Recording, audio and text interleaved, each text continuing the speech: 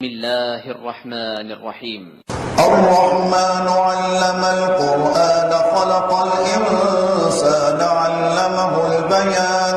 الشمس والقمر بحسبان والنجم والشجر يسجدان والسماء رفعها ووضع الميزان ألا تطغوا في الميزان وأقيموا الوزن بالقسط ولا تخسروا الميزان والأرض وضعها للأنام فيها فاكهة والنخل ذات الأكمام والحب ذو العصف والريحان فبأي آلاء ربكما تكذبان خلق الإنسان من صلصال كالفخار وخلق الجان من مارج من نار فبأي آلاء ربكما تكذبان رب المشرقين ورب المغربين فبأي آلاء ربكما تكذبان مرج البحرين يلتقيان بينهما برزخ لا يبغيان فبأي آلاء ربكما تكذبان يخرج منهما اللؤلؤ والمرجان فبأي آلاء ربكما تكذبان وله الجوار المنشآت في البحر كالأعلام فبأي آلاء ربكما تكذبان كل من عليها فان ويبقى وجه ربك ذو الجلال والإكرام فبأي آلاء ربكما تكذبان يسأله من في السماوات والأرض كل يوم هو في شأن فبأي آلاء ربكما تكذبان سنفرغ لكم أيها الثقلان فبأي آلاء ربكما تكذبان يا معشر الجن والإنس إن استطعتم أن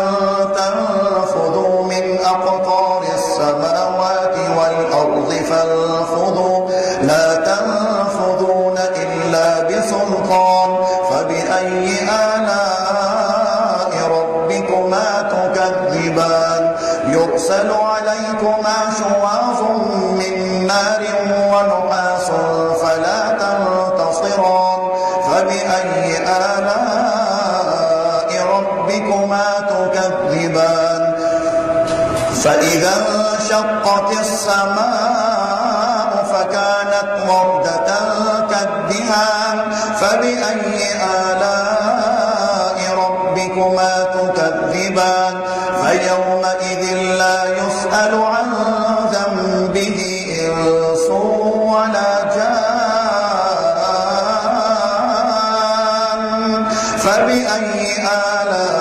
آلاء ربكما تكذبان يعرف المجرمون بسيماهم فيؤخذ بالنواصي والأقدام فبأي آلاء ربكما تكذبان هذه جهنم التي يكذب بها المجرمون يطوفون بينها وبين حميم آن فبأي آلاء ربكما تكذبان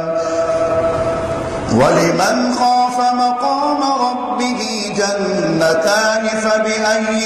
آلاء ربكما تكذبان ذواتا أفنان فبأي آلاء ربكما تكذبان فيهما عينان تجريان فبأي آلاء ربكما تكذبان فيهما من كل فاكهة زوجان فبأي آلاء ربكما تكذبان متكئين على فرش بطائنها من استبرق وجنى الجنتين دان فبأي آلاء ربكما تكذبان فيهن قاصرات الطرف لم يطمثهن إنس قبلهم ولا جان فبأي آلاء ربكما تكذبان كأنهن الياقوت والمرجان فبأي آلاء ربكما تكذبان هل جزاء الإحسان إلا الإحسان فبأي آلاء ربكما تكذبان ومن دونهما جنتان فبأي آلاء ربكما تكذبان مدهامتان فبأي آلاء ربكما تكذبان فيهما عينان نضاختان فبأي آلاء ربكما تكذبان فيهما فاكهة ونخل ورمان فبأي آلاء ربكما تكذبان فيهن خيرات حسان فبأي آلاء ربكما تكذبان حور مقصورات في الخيام فبأي آلاء ربكما تكذبان لم يطمثهن إنس قبلهم ولا جان فبأي آلاء ربكما تكذبان متكئين على رفرف خضر وعبقري حسان فبأي آلاء ربكما تكذبان